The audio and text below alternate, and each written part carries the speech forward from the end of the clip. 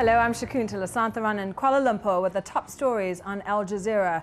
U.S. President Barack Obama has once again defended his handling of the oil leak disaster in the Gulf of Mexico.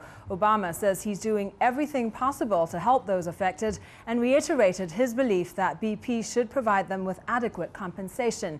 Meanwhile, U.S. officials have come out with estimates of how much oil is being contained by a cap over the blown-out well. John Terrett has more from Louisiana.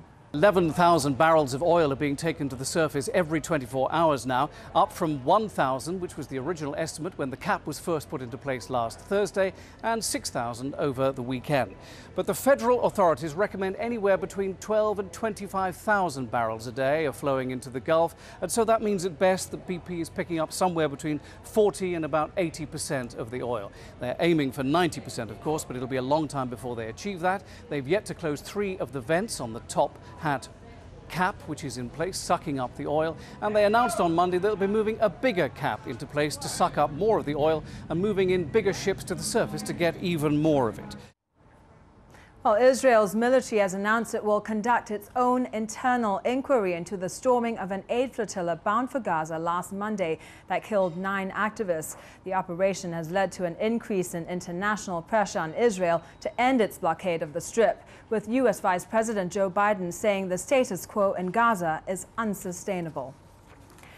A U.S. soldier in Iraq has been arrested for allegedly leaking a classified combat video to the whistleblower website WikiLeaks. The video shows a U.S. helicopter attack in Baghdad in 2007 that killed several civilians, including a photographer working for the Reuters news agency. U.S. Army Specialist Bradley Manning was arrested last month after reportedly bragging online that he had leaked the video.